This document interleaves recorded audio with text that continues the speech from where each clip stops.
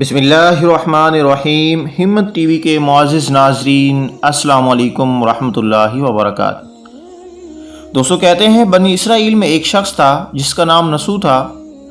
نسو ایک عورت نما آدمی تھا، باریک آواز، بغیر داڑھی اور نازک اندام مرد۔ وہ اپنی ظاہری شکل و صورت سے فائدہ اٹھاتے ہوئے زنانہ حمام میں عورتوں کا مساج کرتا اور میل اتارتا تھا۔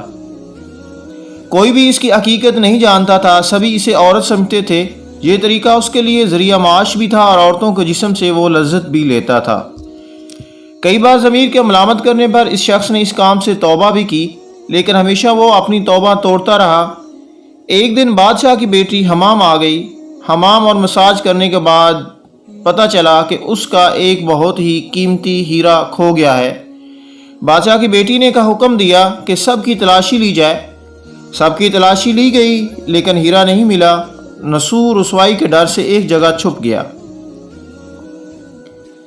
جب اس نے دیکھا کہ شہزادی کی کنیزیں اسے ڈھونڈ رہی ہیں تو سچے دل سے خدا کو پکارا اور خدا کی بارگاہ میں دل سے توبہ کی اور وعدہ کیا کہ آئندہ کبھی بھی یہ کام نہیں کرے گا۔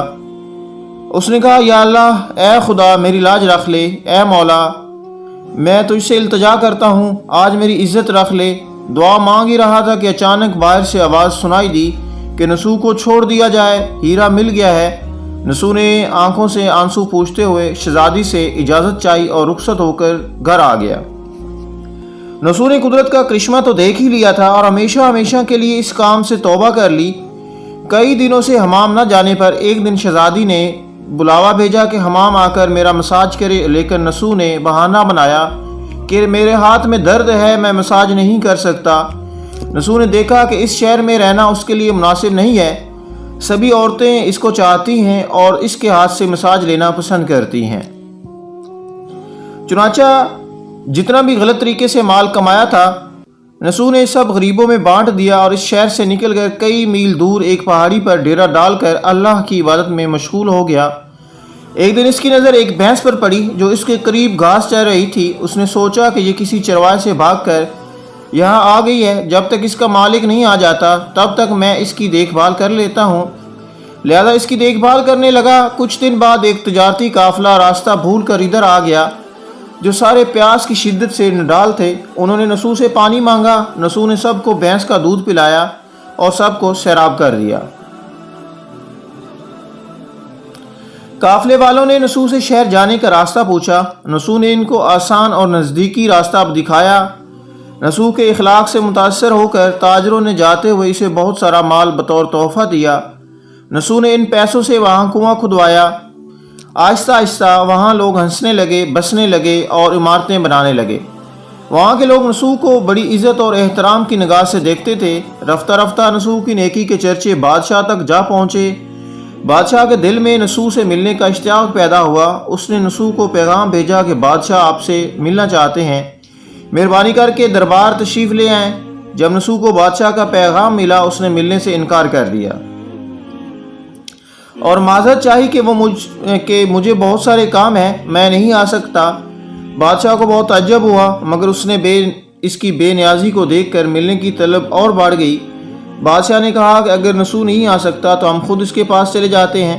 جب بادشاہ نسو کے علاقے میں داخل ہوا، خدا کی طرف سے فرشتہ آیا جس نے بادشاہ کی جان لے لی، اور اس فرشتے کو حکم ہوا کہ بادشاہ کی روح کو اسی وقت قبض کر لیا جائے۔ چونکہ بادشاہ بطور عقیدت مند نسو کے ملنے سے آ رہا تھا اور رعایا بھی نسو کی خوبیوں کی گرویدہ تھی، اس لیے نسو کو بادشاہ کے تخت پر بٹھا دیا گیا۔ نسو نے اپنے ملک میں عدل اور انصاف کا نظام قائم کیا۔ وہی شہزادی جسے عورت کا بھیس بدل کر ہاتھ لگاتے ہوئے بھی وہ ڈر رہا تھا، اس شہزادی نے نسو سے نکاح کا درخواست بھیجی، جسے نسو نے قبول کیا اور شہزادی سے شادی کر لی۔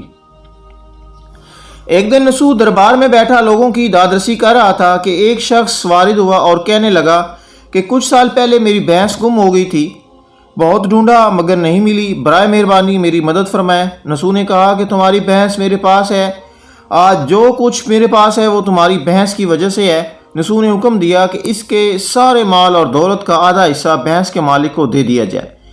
وہ شخص خدا کے حکم سے کہنے لگا، اے نسو، جان لو، نہ میں انسان ہوں اور نہ ہی وہ جانور بھینس ہے۔ بلکہ ہم دو فرشتے ہیں تمہارے امتحان کے لیے آئے تھے، یہ سارا مال اور دولت تمہارے سچے دل سے توبہ کرنے کا نتیجہ ہے، یہ سب کچھ تمہیں مبارک ہو۔ وہ دونوں فرشتے نظروں سے غائب ہو گئے، اس وجہ سے سچے دل سے توبہ کرنے کو توبہ نصوح کہتے ہیں۔ تاریخ کی کتب میں نصوح کو بنی اسرائیل کے ایک بڑے عابد کی حیثیت سے لکھا گیا۔ کتاب مثنوی مانوی دفتر پنجم انوار المجالس صفحہ 432۔ سبق: نصوح رزق کمانے کے لیے اللہ کا نام پسندیدہ کام کیا کرتا تھا۔ نصوح رزق کمانے کے لیے اللہ کا ناپسندیدہ کام کیا کرتا تھا۔ جب وہ کام اللہ کے خوف کی وجہ سے چھوڑ دیا تو اللہ نے رزق کے کئی اسباب پیدا کر دیے اور بادشاہت تک عطا کر دی۔ حرام طریقے سے لذت حاصل کرنا چھوڑا تو اللہ نے نکاح میں شہزادی دے دی۔ اللہ تعالیٰ سب کو توبہ کرنے اور تا دم مرگ اس توبہ پر قائم رہنے کی توفیق عطا فرمائے۔ آپ سے بھی ریکویسٹ ہے کہ اگر کوئی کسی غیر طریقے سے دولت کماتا ہے، رزق کماتا ہے، تو وہ اس کو چھوڑ دے، اللہ سے سچی توبہ کرے، کیونکہ واللہ خیر الرازقین، اللہ تعالیٰ سب کا رازق ہے، سب کو رزق دینے والا ہے۔ اور کوئی اگر غیر طریقے سے لذت لیتا ہے تو وہ اس کو بھی چھوڑ دے، اللہ تعالیٰ اس کو اس سے بہتر نعم البدل عطا فرمائیں گے۔ اللہ تعالیٰ ہمیں اور سب کو عمل کرنے کی توفیق عطا فرمائے اور سچی توبہ کرنے اور اس پر قائم و دائم رہنے کی توفیق دے۔ آمین ثم آمین۔